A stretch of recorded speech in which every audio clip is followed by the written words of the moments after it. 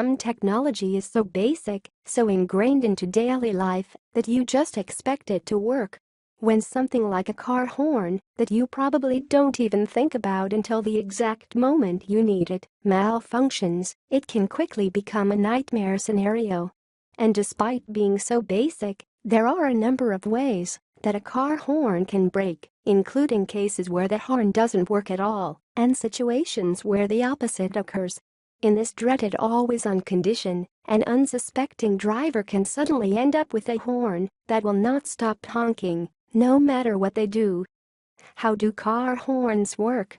Car horns rely on some pretty basic technology, and the fundamentals of most car horn systems have remained relatively unchanged for decades. The basic idea is that some type of switch, usually located somewhere in the steering wheel, activates an electric horn. Some vehicles have a single horn, and others use two horns that each operate in a different frequency range. In a typical car horn circuit, the switch or button the driver pushes is connected to a relay. This horn relay will be connected to the horn switch, battery positive, and the horn or horns. When the driver activates the horn, the relay provides power to the horn. This creates potential failure points in the horn switch, the horn relay, the actual horn components, and the wiring. When one of these components fails safe, the system just doesn't work anymore. Potential issues here include a broken horn switch that can no longer activate the relay, a broken relay that can no longer send power to the horn, and a broken horn that just doesn't work anymore. In the latter case, it's possible for just one horn and a two-horn pair to stop working. If that happens, you will notice that your horn doesn't sound right anymore, since each horn in the pair produces a different note. The problem with this type of fail-safe is that you won't know the system has failed until you need your horn. If that happens, and you are unable to use your horn to alert another driver or a pedestrian, the results can be disastrous. With that in mind, it may be tough to see why this would be considered a fail-safe type of a system at all. If you've never had a horn fail in an always-on condition, you may have never even realized it was possible. If you have experienced this type of failure, then it's easy to see how this is both tremendously annoying and potentially dangerous. The issue is that car horns are loud. The lower limit is about 93 decibels, which is the quietest that automakers are allowed to make their horns if they want to sell them in the European Union. The average car horn is about 100 to 110 decibels, and some are even louder than that. Since sounds louder than 85 decibels can cause hearing loss after prolonged exposure, driving around with your car horn constantly honking is clearly a bad idea. So if it won't stop honking, what are you supposed to do? What causes a horn to not stop honking? The two main reasons a car horn won't stop honking include a failure in the switch and a failure in the relay. While it's possible for failures in these components to result in a horn that doesn't work at all, it's also possible for either one to fail in the on position. If you find yourself in a car or truck with a horn that won't stop honking, the most important thing to remember is to not panic. Other drivers and pedestrians may assume that you are laying on the horn in a fit of uncontrollable rage, but there's nothing you can do about that. What you will want to do is to pull over as soon as possible, find a safe place where you aren't in danger from other vehicles, and locate your fuse box. The fastest way to make a malfunctioning horn stop honking is to pull the horn fuse or the horn relay. Failing that, if you are unable to immediately locate the correct fuse or relay, pulling a main fuse or disconnecting the battery will also allow you to address the problem without damaging your hearing. If you aren't mechanically inclined, simply removing the horn fuse or relay will allow you to drive your vehicle to a mechanic without the horn constantly honking. The fuse box may have labels printed inside the cover or in proximity to each fuse, or you may have to simply pull each fuse in turn until you find the right one. How to fix a car horn that won't stop honking once you aren't in danger of doing permanent damage to your hearing. Fixing a car horn that won't stop honking is a simple matter of figuring out which component failed.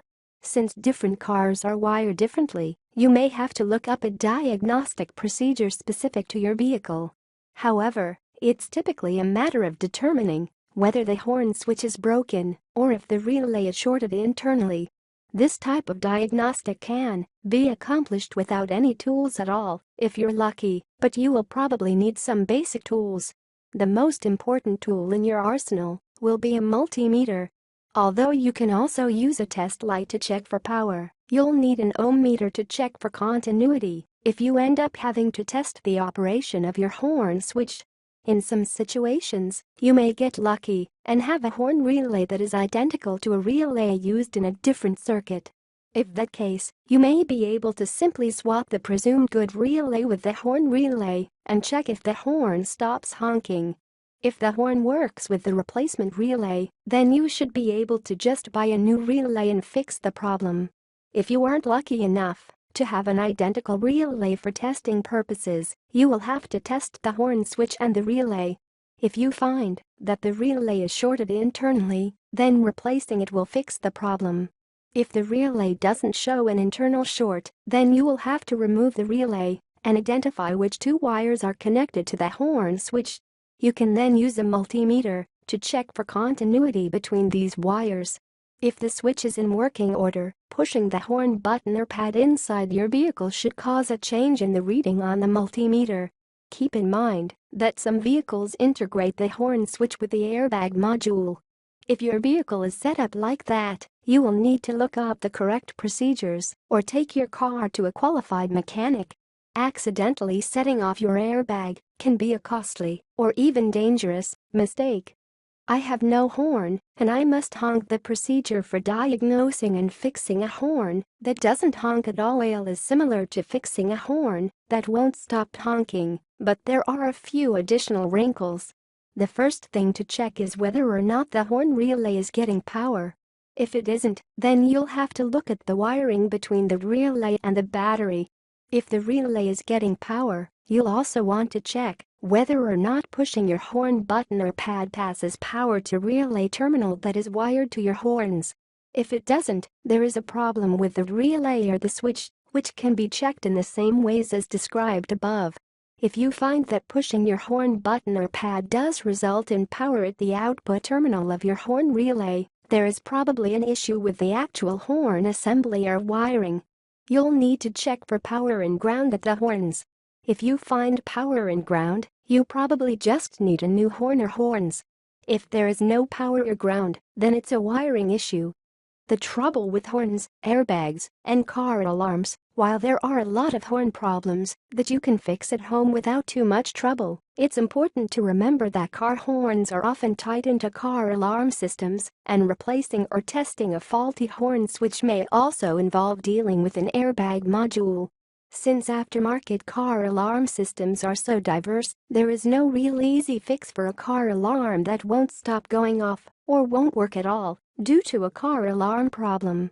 This type of problem is sometimes caused by a weak battery or a battery that has gone dead or been disconnected, and can sometimes be fixed by pushing some combination of buttons on the alarm remote or by using the remote while the key is in the ignition.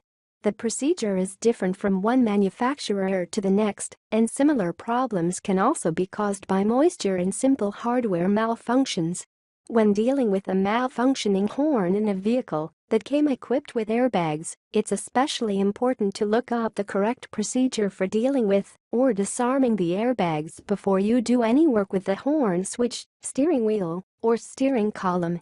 If you don't, the airbag may accidentally deploy, which may result in injury, but will definitely require you to purchase an expensive replacement airbag module.